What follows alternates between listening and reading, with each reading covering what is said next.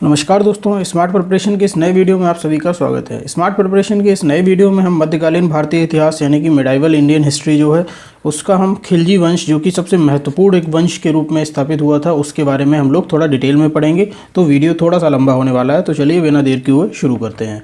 सबसे पहले आता है कि खिलजी वंश का शासन कब से कब तक था। तो ये 1290 से 1320 ईस्वी तक था। इसके संस्थापक का नाम था जलालुद्दीन फिरोज शाह खिलजी। जलालुद्दीन फिरोज शाह खिलजी जिसने कि 1290 ईस्वी में इसकी स्थापना की थी।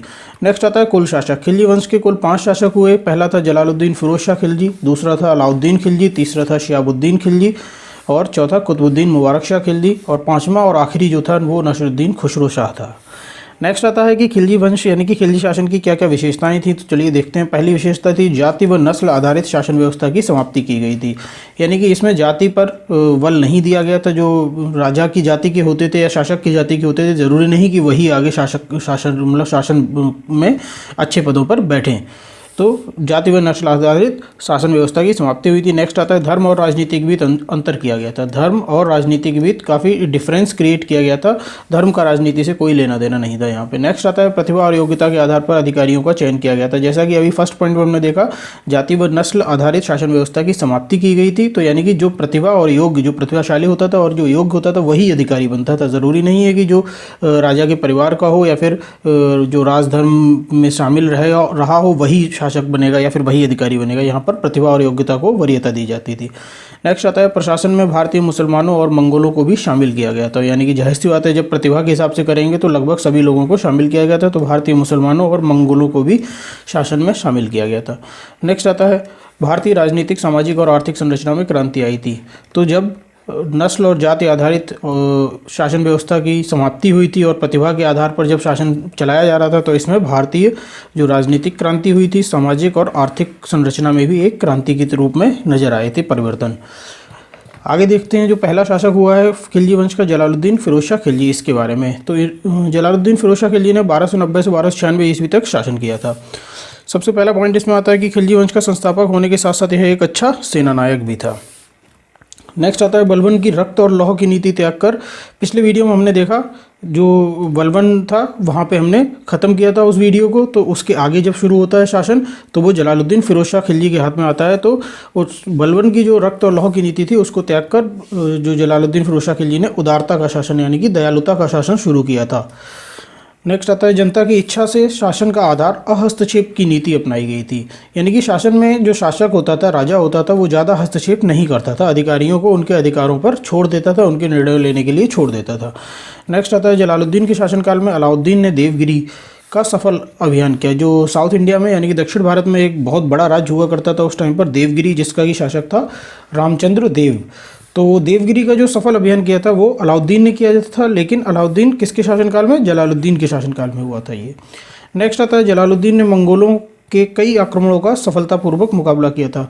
जो मंगोल आक्रमणकारी थे उस समय पर भारत की तरफ नज़र फैलाए हुए थे, तो जलालुद्दीन ने उसके आक्रमणों का काफ़ी अच्छे से मुकाबला किया था।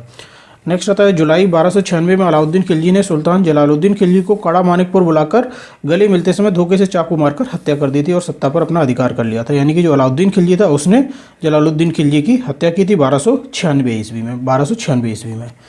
नेक्स्ट देखते हैं, जब हत्या कर दी तो अलाउद्दीन खिलजी खुद शासक बन गया। 1296 से लेकर 1316 ईस्वी तक रहा था।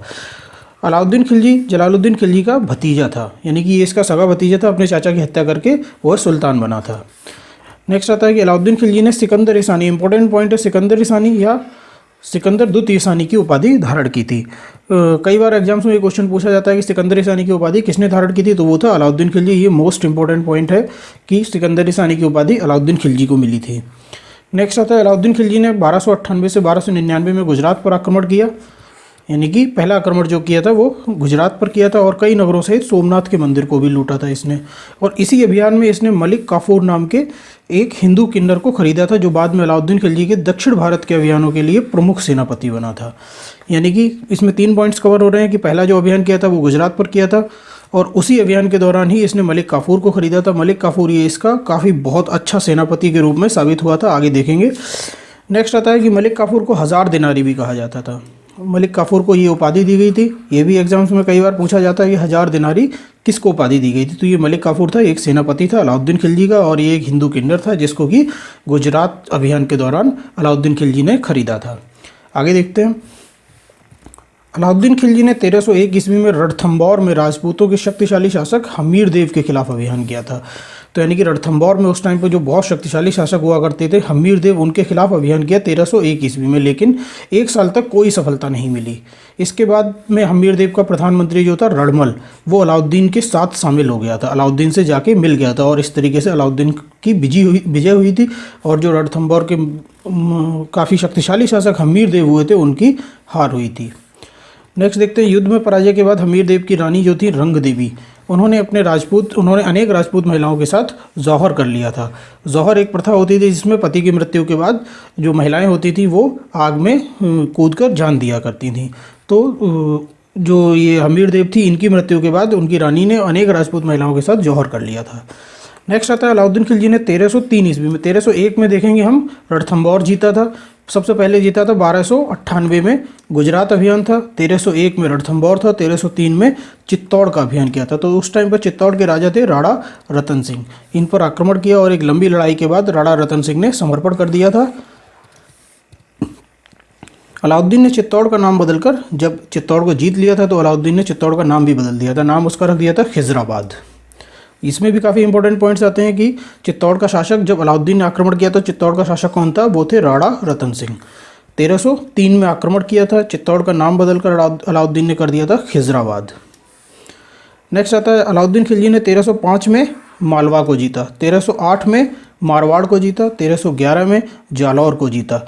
यानी कि उत्तर भारत के बहुत इंपॉर्टेंट, बहुत महत्वपूर्ण राज्यों को अलाउद्दीन खिलजी ने 1311 तक, 1298 से शुरू हुआ था, 1298 से ये गुजरात अभियान हुआ, फिर 1301 में रणथंभौर अभियान हुआ, फिर 1303